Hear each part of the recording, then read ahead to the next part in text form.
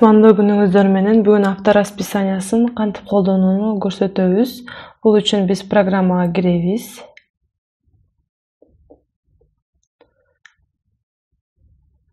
Бул жерден биринчи катталыш керек. Силерге жиберген кодду жазасыздар.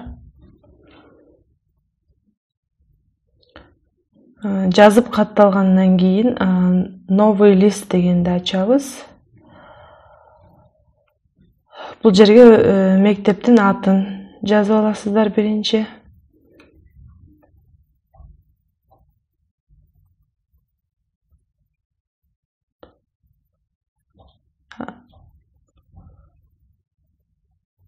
Андан кийин число уроков в день. Бул жерде күнүнө канча сабак өтүүлөрүн жазабыз. Мисалы, бир күндө 2 сменада 14 сабак болсо 14 сабак деп жазабыз. Бир күндө 2 сменада 12 сабак болсо 12 деп жазып алабыз. Бул жерден экинчи сменаны бөлүп алсак болот.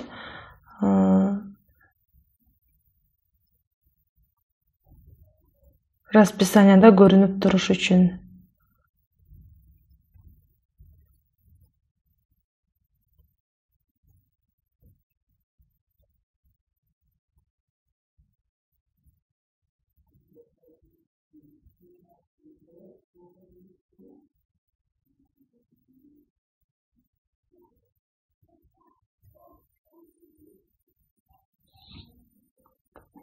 Число дней дегенде бир жумада канча күн, 6 күн окуса 6 күн дейбиз. Бул жерге 5 күн болсо 5 күн. Андан кийин болсо мектепте биринчи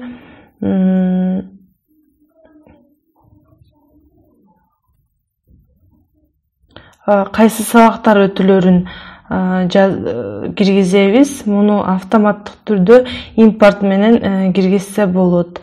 Ал үчүн биз Excel форматында сабактарды жазып алсак болот. Аларды белгилеп туруп копировать деп басабыз буфер обменге. Андан кийин бул жерге импортты бассак, ошол сиз копировать эткен эме чыгат. Имяны сөзсүз түрдө басып импорт десек, автоматтык түрдө бул жерге сабактар түшүп калат.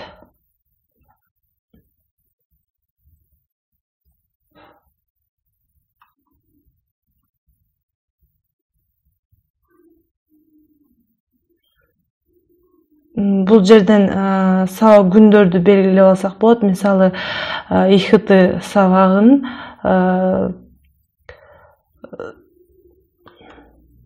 кайсы күндөрү өтүлбөш керек. Мисалы, 7-чи сабактан 6-7 сабактан бул сабакты койгонго болбойт деп. Ар бир сабакты ушинтип белгилеп алсак болот. Мисалы үчүн ар кандай сабактар ар кандай күндөрү, ар кандай саатта өтүлбөшү керек деген бул белгилер.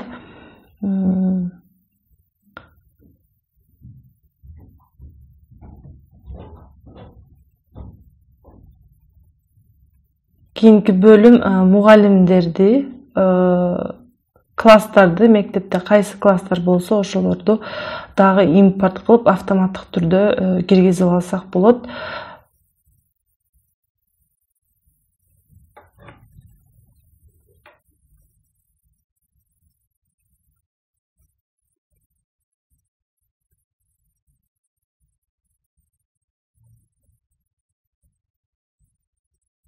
Жанагындай эле кылып копировать басып, кайра импортты басса, автоматически бул жака түшүп калат.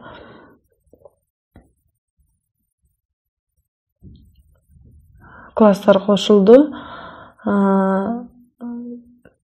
Кийинки кабинеттин номерлери, кабинетти дагы автоматтык түрдө дагы импорт кылсак болот.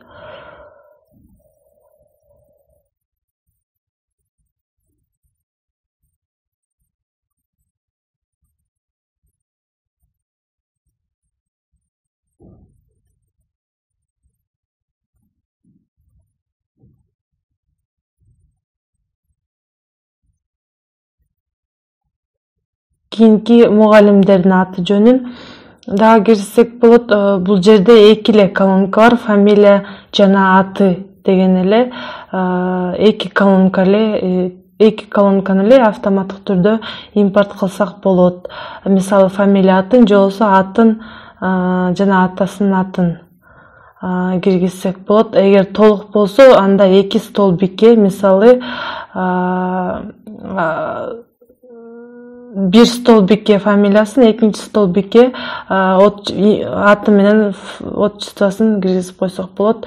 Мисалы азыр автоматтык түрдө муну киргизип алдык. Жана рабочее время деп ар бир мугалимдин өзүнүн эмелерин киргизсек болот. Мисалы бул мугалим 3 жана 5 күнү бул мектепте иштей албайт. Ушундай өздөрүнүн эмелерин ограничениялары деп коет. Ограниченияларын настраивать этип кошуп, анан ар бир мугалимдикин настройка кылабыз.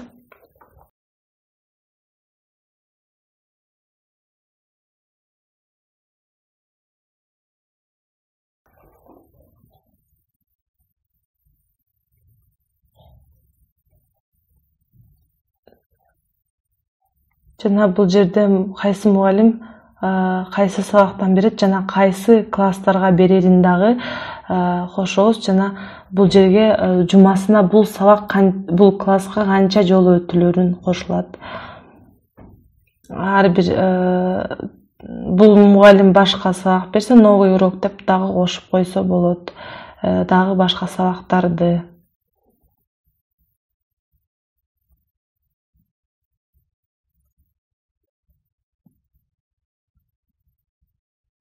Ар бир мугалимге ушинтип өзүнүн сабактарын, өзүнүн сааттарын киргизебиз.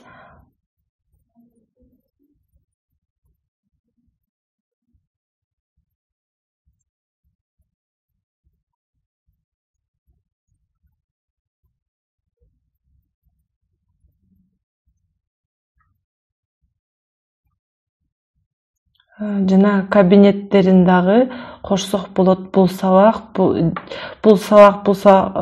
кабинетте өтүлүш керек, же болбосо бул мугалим бул кабинетте гана өтөт деген маалыматты киргизсек болот.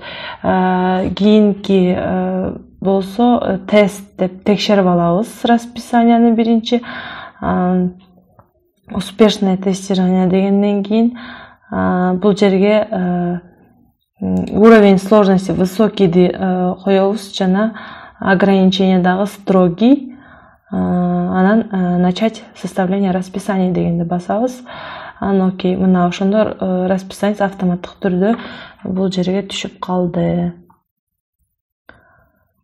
Жана эгер бул автоматтык түрдө расписание түзүлгөнүнөн макул болбосо, вручную өзүңөр алып коюп өзгөртө берсе болот.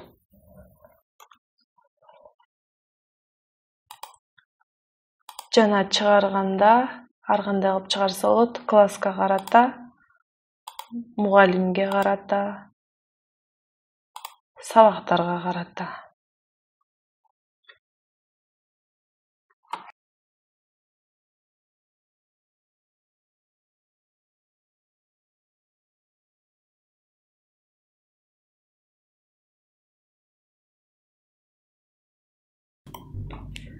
Расписанияны түзгөндөн кийин сохранить кнопкасын басып сактап алабыз. Сохранить какты басабыз.